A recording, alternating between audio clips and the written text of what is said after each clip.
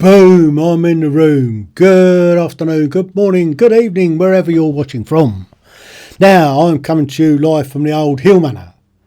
Well, recorded from the old Heale Manor. And you're here because there's nothing on the telly. Now, you know what this show's all about. It's all about taking the stigma out of mental health, trying to promote mental well-being. Now, you know I'm always looking for guests, so if you want to have a go, come and have a chat about your particular area of mental well-being, mental health, get in touch. Descriptions down in the descriptions box below and all that. But tonight I've got a guest on. So we're going to talk about, tonight we're looking at boundaries. So without too much further ado, I haven't got a noise button tonight, you'll notice. So without too much ado, I'm going to bring in Barb. So Barb, Hey, thank you so much, Tim, for bringing me on the show. I'm really excited to be at the old Heale Manor. You're most welcome, and I'm Lord Heale, your Lord Heale. host.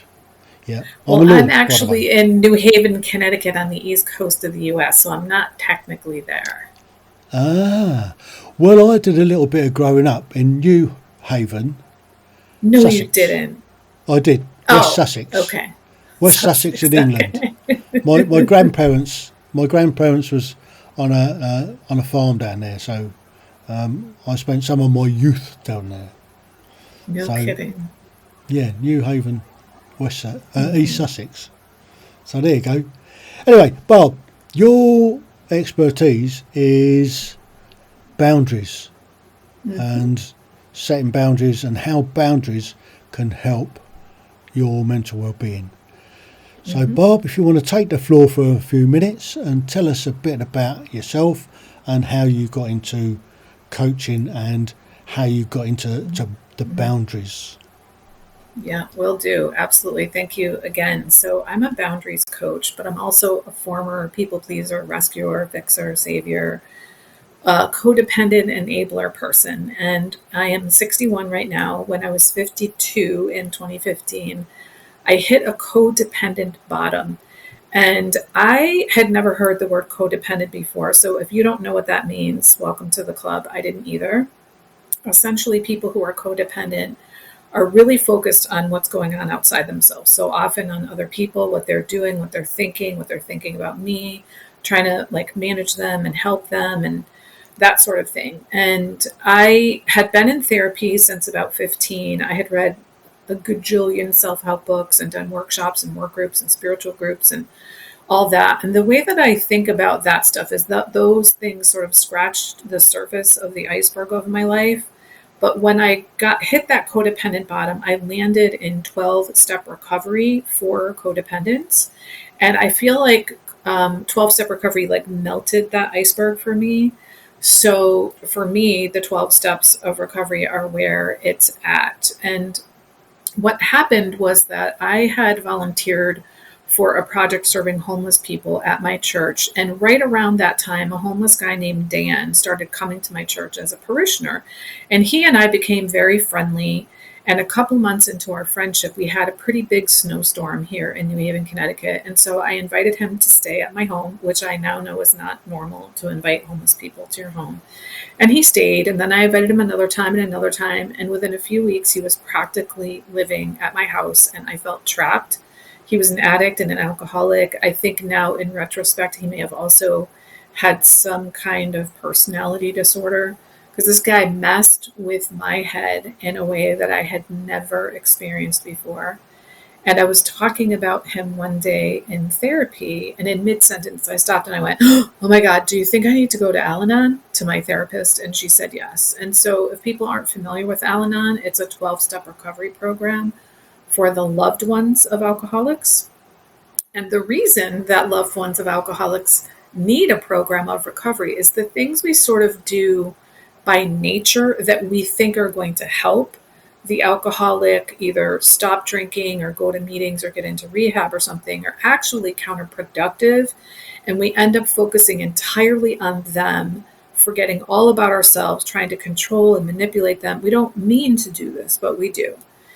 And so those are typical codependent behaviors. So I went home to Google to find an Al Anon meeting, and I came across this word codependent, and I was like, what? What is this word, and how is it possible that the very introspective person that I am, who has done all this other work, has never heard of this term? So I started going to Codependence Anonymous and very quickly felt a sense of relief. And I also remember saying to somebody, I think I need to be reparented. But I thought I made that up. I didn't know that that was a thing. And soon after, I went to go visit a friend who had been in Alcoholics Anonymous for a long time. So I told her I'm going to CODA. And she said, oh, that's so great. Let's see if we can find a CODA meeting and we'll go. Well, she couldn't, but she found an ACA meeting, which I knew of as ACOA. I now know they're the same, and it stands for Adult Children of Alcoholics and Dysfunctional Families. I didn't know I qualified. I didn't hear the and dysfunctional families part of the title, but I walked in and they said, we reparent ourselves. I about fell over. And then they read the list of the 14 traits of an adult child, which is affectionately called the laundry list. And my friend tells me that I sobbed the entire meeting. I don't remember that, but I knew this is my program. And I bought the literature. I came home to New Haven, Connecticut. I started going to ACA, and my life has been utterly transformed. So in terms of boundaries, I think for me, by far, the most impactful boundaries that have changed things for me are what I call boundaries of self-containment. So these are the things that I need to either contain or stop doing altogether, because I didn't know that I was like metaphorically lobbing bombs into my own life. So I was doing many, many, many things that created chaos, maybe exacerbated the already existing chaos going around me, putting myself in harm's way, making myself unnecessarily vulnerable to other people. And by implementing just those kind of boundaries alone, I feel like I cleaned up about 85% of the drama of my life. And I also learned many other kinds of boundaries. Another type of boundary that I coach on is boundaries of self-protection. So these are things that I learned to like stay away from. So I can't go the rest of my life without ever being triggered, but I can minimize the opportunities for being triggered by not hanging out with the types of people that are triggering for me.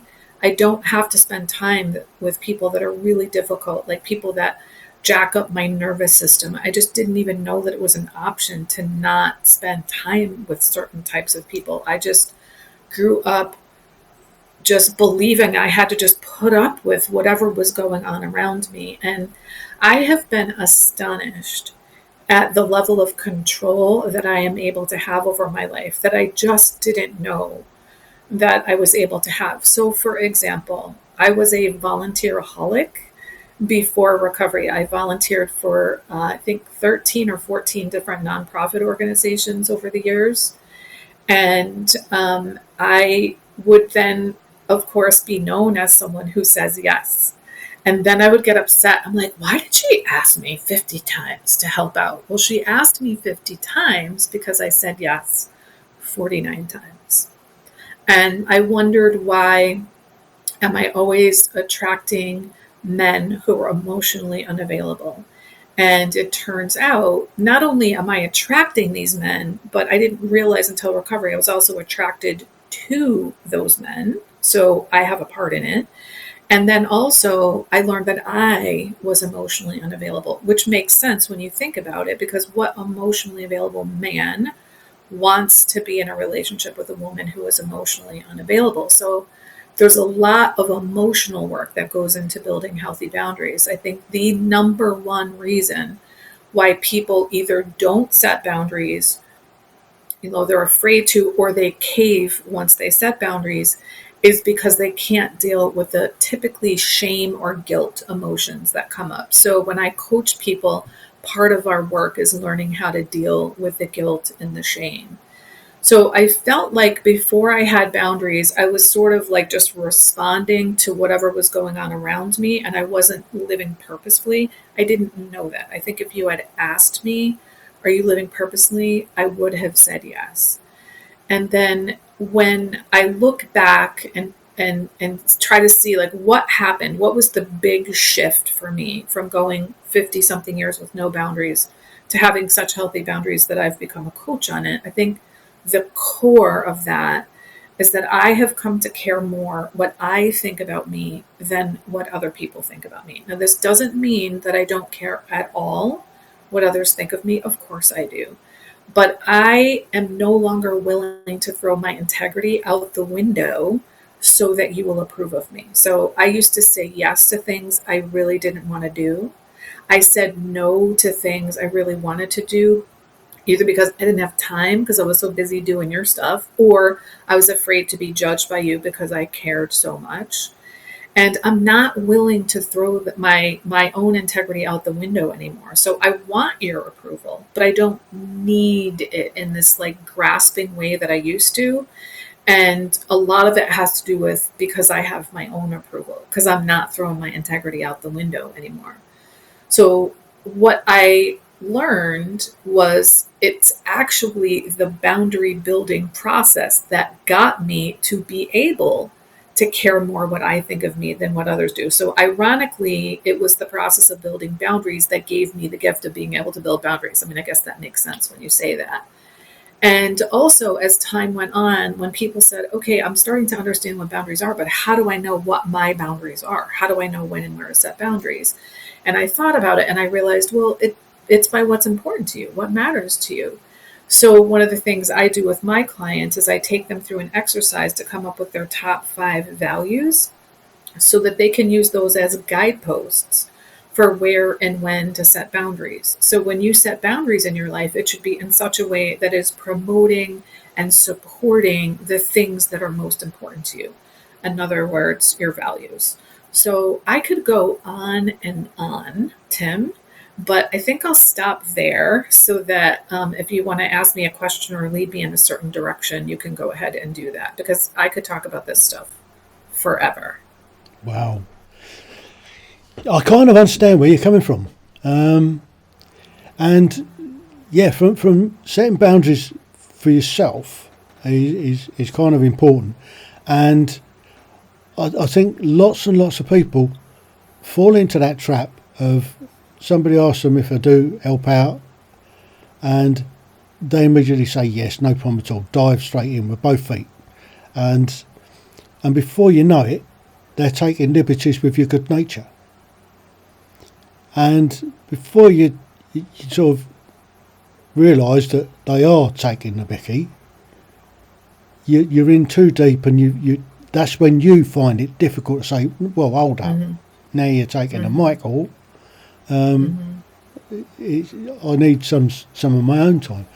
So from your perspective, then you're finding people exactly in that position, and you found yourself in that position where you're constantly volunteering or saying yes to something you really didn't fancy doing, but you felt that guilt. If I say no, they'll think I'm not the right person, or I'm a racist, or a bigot, or something like that.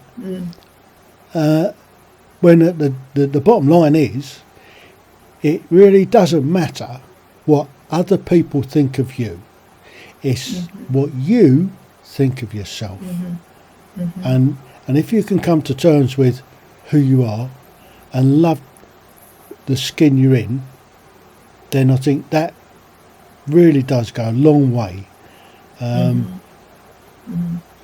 So I guess setting those sort of boundaries for yourself is so important for your own mental well-being. Absolutely. Yeah. So I'd like to give a couple examples of my own boundaries of self-containment that have had a big impact. So I want to start by saying I've always been a very optimistic, positive person, and I was astonished to find out I had just a ton of negative stuff. So I ruminated about the past, I catastrophized about the future, and I had a lot of negative self-talk. So one of my boundaries of self-containment, as soon as I see any of that stuff going on, I need to contain it. I need to stop that. And I often I call it changing the channel. So instead of some negative litany that takes me down the spiral to the pit of doom, I change it and I start saying good things to myself. I do a lot of affirming statements. I say affirmations, that sort of thing. I actually don't just say them. I have like sticky notes around my house and in my makeup drawer and stuff like that and all that. So a boundary of self-containment is on things like negative self-talk, ruminating, catastrophizing. And then, so that's a boundary that really only affects me. Other people don't even know that it's going on. But then there are boundaries of self-containment that don't just impact me, they impact other people. And one of mine is a boundary around gossip. I was astonished to learn when I got in recovery that I gossiped. And it was also what we say in recovery, we call them defects of character. In my ACA program, we sometimes refer to them as defenses of character. So what I learned in ACA is that this pattern of mine of gossiping didn't come from nowhere, because we're a product of our environment. So I grew up in a family where we did not engage in direct communication. So if I had a problem with you, Tom, I did not talk to you. I talked to everybody around you. And I didn't talk about the problem. I talked about you and assassinated your character. So this was a communication pattern laid down in my family before I was born. There was no hope of me growing up in this family and knowing how to communicate directly and clearly and effectively. So when I got into recovery, I had been working for the same boss for 17 years. And I just thought that I was occasionally complaining and bitching about her behind her back because she wasn't who I wanted her to be. And by the way, it had never been since day one of working with her. And I learned that that was gossip. And it was very difficult for me to stop. I actually did some research, like what is gossip and how do you stop? And I learned in my research that if you are solution oriented, it may not be gossip. So initially what I did was I still gossip, but I threw some solution in there. And then I was like, okay, this is not what is called for here. And I found that it actually felt really good to me to gossip, which was shocking and embarrassing. So I started talking to other people in recovery. I'm like, why does gossip feel so good? And one person said, well, you get to make yourself feel better than other people. And I was like, ooh, there's something there. And then somebody said to me, you get to blame other people. Continue blaming other people for your problems. And I was like, ding, ding, ding, ding, ding. So I went about this campaign to stop gossiping about my boss. And what I learned in retrospect was that I had created a culture of expectation because I was there for so long that we don't address problems, we talk about them. And in fact, we make things worse. We don't go to the boss and say, hey, you know what, this isn't really working for us. Can we come up with something that works? No, we complain about her.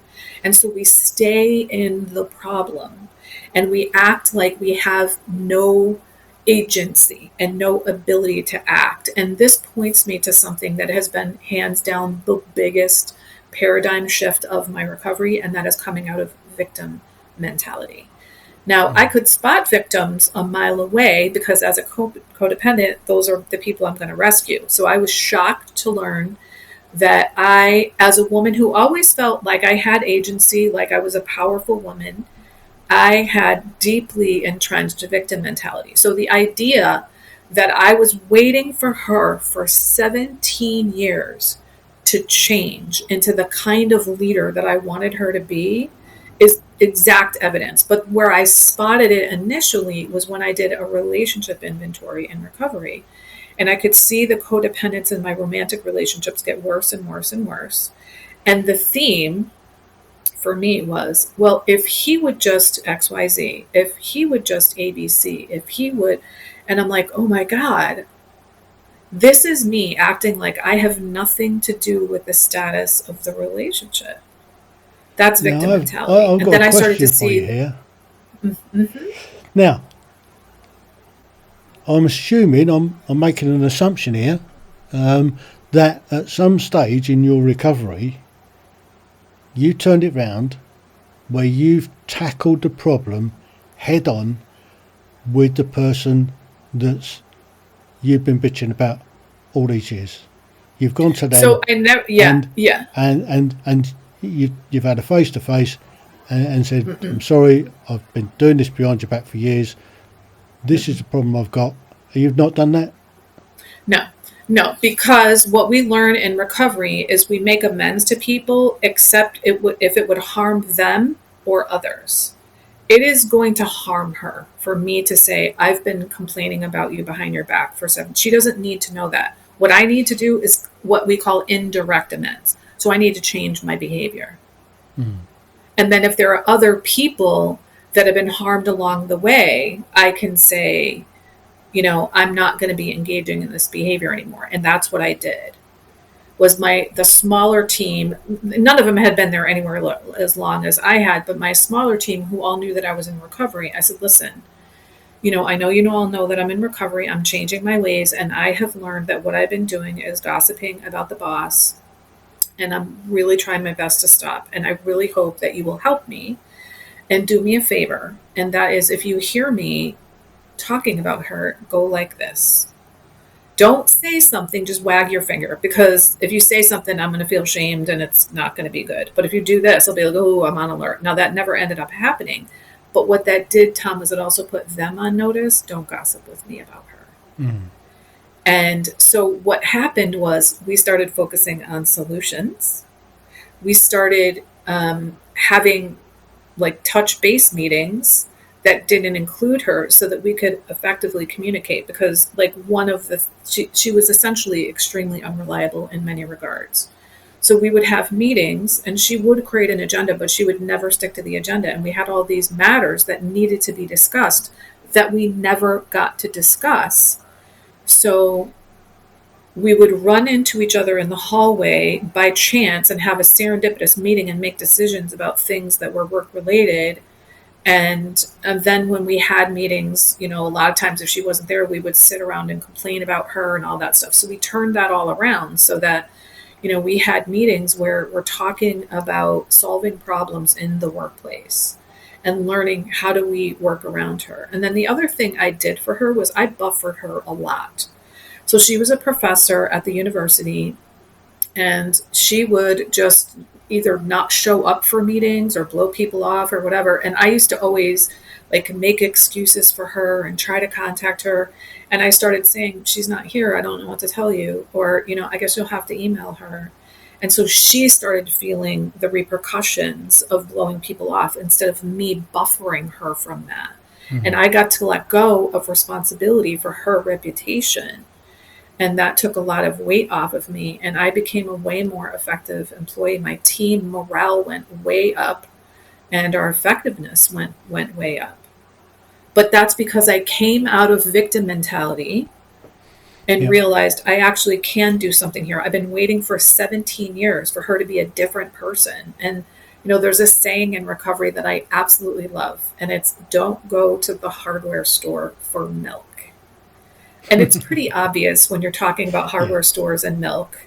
They don't sell milk at the hardware store. But when it comes to people, don't go to somebody who has shown you for 17 years that they're unreliable and expect them to become reliable. This is what I was doing. I was going to the hardware store for milk.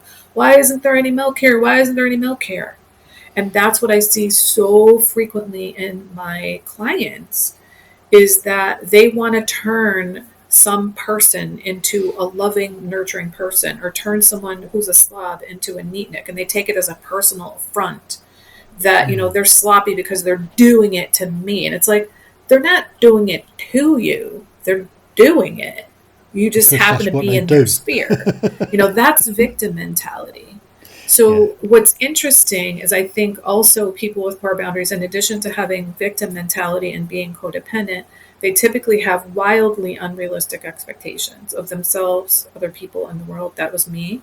They also have very black and white, or either like the, what do we call it? Not either or thinking, black and white thinking, all or nothing. That's the other way. And what's really cool about learning how to build boundaries is it actually tackles all of those unrealistic expectations, black and white thinking, victim mentality, codependence, all that sort of thing. And so that's, reason number 7,563, why I became a boundaries coach, because they permeate every single area of our lives, and they can be really instrumental in taking control over your life. I think a lot of the, like, another thing that's really common is people feel like, I don't really know who I am. I don't know where I end and other people begin, partly because I've always been a chameleon and just sort of gone with whatever people are doing. And, most of these patterns form in childhood for very good reasons. And, even though that's so, you're an adult now. And if you really want to have the kind of life that you say that you want to have, if you want to have a life of meaning and of fulfillment and of stability, then it's up to you to take the reins and take responsibility. I've heard somebody say, like if you got cancer because there was some genetic thing passed down in your family, it may be that it came from the family, but the reality is, if you want to heal from cancer, you're the one that has to go for treatment, not your family. So if you grow up in family dysfunction, understanding where it came from can be helpful, but it's not about blaming your parents. It's about taking responsibility for your own life and your own well-being. So if there's one piece of advice that you would give somebody that feels that they're trapped, what would you tell them?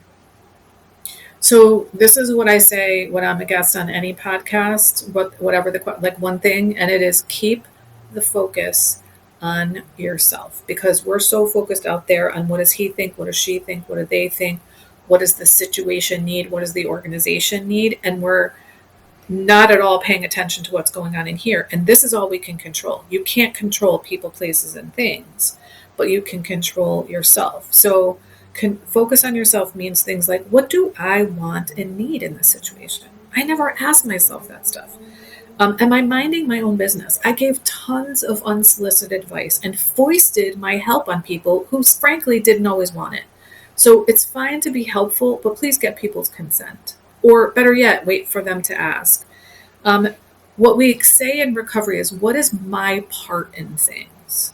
So I mentioned earlier, my part in my string of emotionally unavailable men was that A, I was attracted to them. They weren't just attracted to me. And B, I was emotionally unavailable. So what is it that you're doing that is, if you have a pattern in your life, you're the common denominator. And this is not about beating yourself up. This is about empowering you. Because if you're the issue, then you get to be the solution. And then one of my favorite ways to keep the focus on yourself is to take really good care of yourself. I neglected and abused myself. And so now I have I call it a long runway into my day. And I have a nice, not quite as long runway at the end of my day. I do a lot of what I call conscious contact with my higher power. I meditate, I journal, I have daily readings, I say affirmations, I do yoga. So I take good care of my body, my mind, and my spirit. And a lot of people think that's selfish. It's actually not. It's A, self-preservation, and B, selfless. And here's why it's selfless.